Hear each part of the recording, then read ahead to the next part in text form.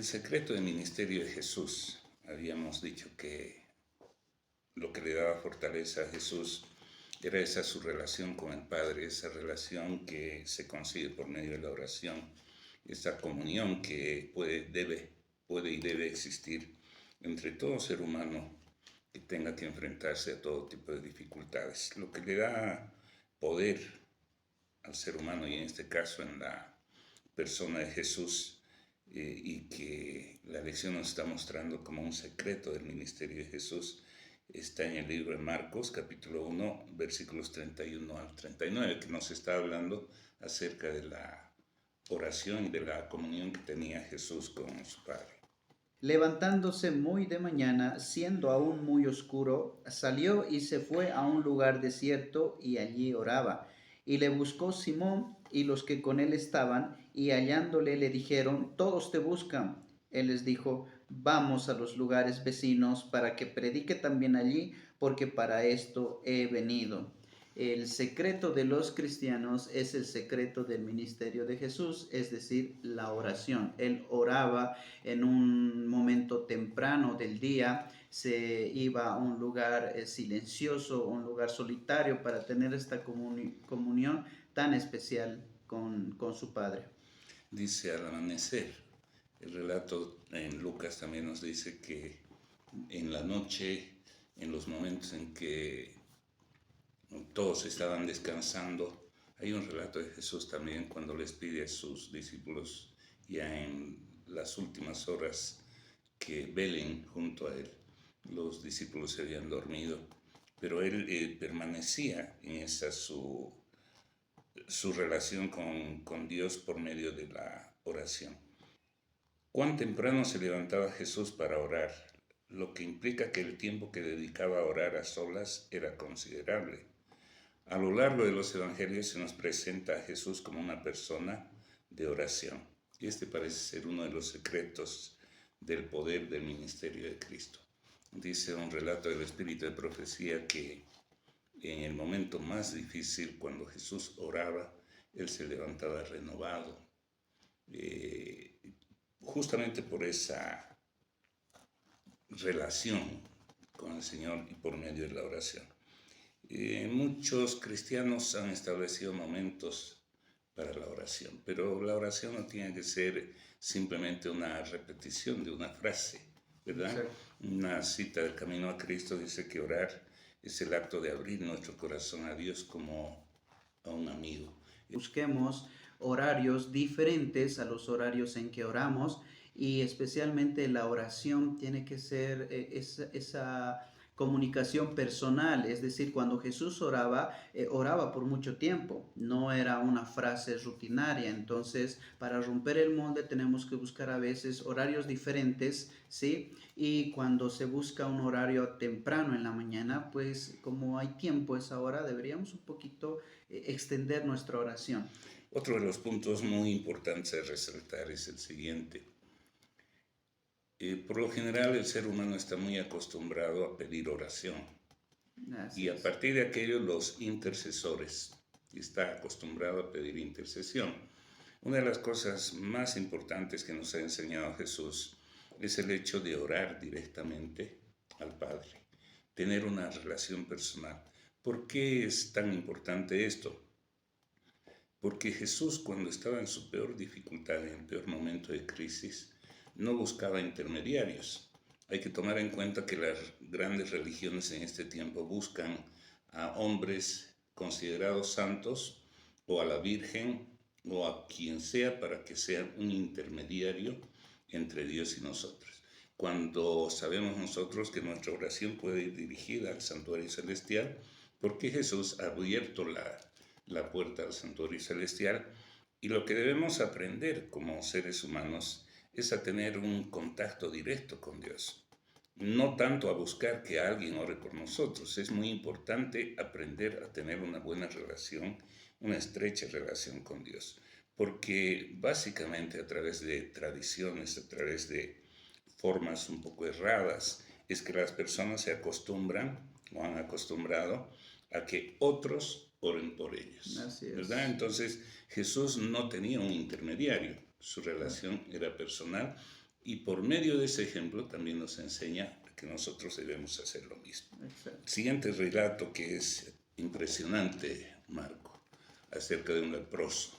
Recordemos que la lepra en tiempo antiguo era una enfermedad incurable, era una enfermedad que azotaba en esos lugares. Y un leproso era considerado inmundo, una persona impura, y ese leproso no podía estar entre medio de la gente, justamente porque la lepra era una enfermedad contagiosa. Y el relato nos habla de un leproso al cual curó Jesús. Está en el libro de Marcos, capítulo 1, versículo 40 al 45. Dice, vino a él un leproso rogándole e hincada la rodilla le dijo, si quieres puedes limpiarme. Y Jesús, teniendo misericordia de él, extendió la mano y le tocó y le dijo, quiero, sé limpio. Y así que él hubo hablado, al instante la lepra se fue de aquél y quedó limpio. Entonces le encargó rigurosamente y le despidió luego y le dijo, mira, no digas a nadie nada, sino ve, muéstrate al sacerdote y ofrece por tu purificación lo que Moisés mandó para testimonio a ellos. Pero ido él, comenzó a publicarlo mucho y a divulgar el hecho, de manera que ya Jesús no podía entrar abiertamente en la ciudad, sino que se quedaba fuera en los lugares desiertos y venían a él de todas partes. El leproso confía en Jesús. La fama de Jesús se había extendido, los milagros que él hacía llegaron a oídos de muchos. Y nadie podía tocar al leproso porque era inmundo, ¿verdad? Pero Jesús de un toque lo sanó. Otra de las cosas que llaman la atención, que muchas veces, en este caso Jesús tocó al leproso y lo sanó, pero en otros casos Jesús no tuvo siquiera que tocar. Llama mucho también la atención que, bueno, esta enfermedad de la piel, la enfermedad de Hansen, que se conoce ahora, en ese entonces la lepra realmente era tan peligrosa que las personas tenían que exiliarse de los lugares donde vivían las personas. Y Jesús, teniendo misericordia de él, le toca.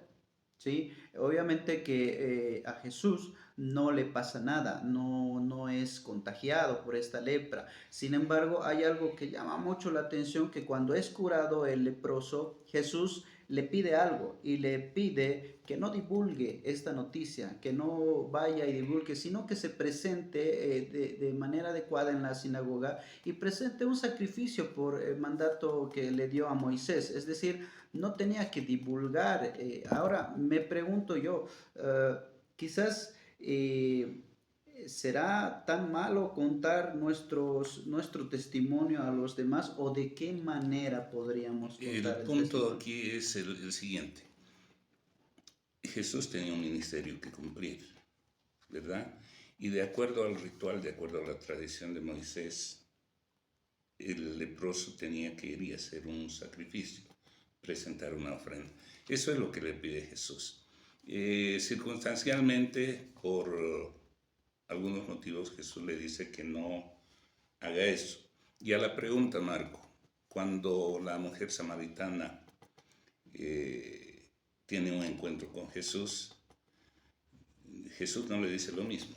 Y lo que hace la mujer samaritana es ir y contar a todos. Entonces, circunstancialmente Dios puede a veces decir, no lo digas, o ve y dilo a todos, Claro. ¿verdad? Entonces, dependiendo de las circunstancias. En este caso, por cuestión de llevar adelante el mensaje y porque sabemos que los fariseos, los líderes religiosos estaban pendientes de lo que haría Jesús y de la manera en que iba a transgredir las leyes o hacer algo en contra de sus tradiciones y de sus leyes. Entonces, Jesús en ese sentido, queriendo evitar un tipo de problemas, le pide. Pero ¿qué hizo el leproso? El leproso hizo todo lo contrario que le pidió Jesús. Empezó a divulgar la noticia a tal punto que cuando Jesús se presentaba ya en distintos lugares, ya no podía entrar abiertamente, sino esto ya estaba conocido Jesús de esta manera.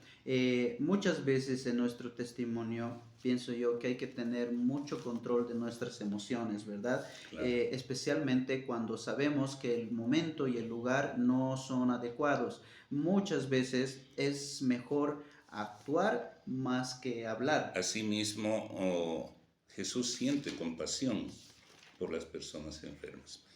Este ministerio de Jesús estaba en asociación con su Padre. Y él dice que este ministerio lo estaba empezando Capernaum, pero él quería ir, como hace el llamado después a sus discípulos, que les dice que tienen que ir a predicar a toda nación, tribu, lengua y pueblo. ¿Qué es el llamado a predicar en este último tiempo, verdad? Con el mensaje de los 3 ángeles, que este mensaje tiene que ser también predicado a toda nación, tribu, lengua y pueblo. Su vida de oración es muy importante para que podamos tomar en cuenta, porque Jesús siempre ha sido un ejemplo. Eso era lo que le daba autoridad. Es decir, Jesús era un hombre de oración.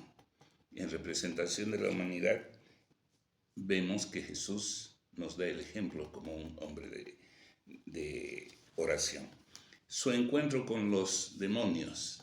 En este tiempo, Marco, vemos que hay muchas religiones que supuestamente hacen expulsión de demonios y hacen un show, arman un show bastante grande y hablan en lenguas y expulsan demonios.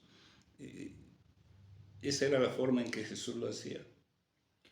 Primeramente, en los relatos de Marcos yo no veo a Jesucristo armando show. Él es específico, él da la orden y los demonios huyen. Pero hay que tener en cuenta que Jesús lo hacía porque tenía autoridad por esta comunión que tenía con su Padre.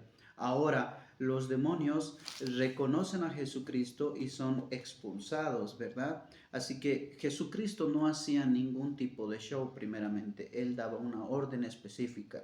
Hay algunas religiones que toman esto como una punta de lanza o como su fortaleza, el hecho de expulsar demonios, de hacer exorcismos y todo aquello, arrogándose un poder que en realidad no lo tiene. Y eso llega a ser simplemente un fraude, un show montado que en realidad no tiene nada que ver con esa manifestación de los demonios que en el mundo espiritual pueden manifestarse. Pero el poder de Cristo, la autoridad de Cristo, está por encima de cualquier demonio. Y toda persona que tiene un encuentro con Cristo puede ser liberado de toda posesión demoníaca o de cualquier tipo de problema mental, físico, cualquier enfermedad. Una relación con Dios por medio de la oración puede ir aliviando todo tipo de problemas. Una vez más, Marco, gracias por habernos acompañado. Estaremos en nuestra siguiente edición. Gracias a todos ustedes, mis queridos amigos, mis apreciados hermanos. Tengamos en cuenta que Jesús tiene total autoridad para hacer un llamado a todos los que desean escuchar las palabras de Jesucristo.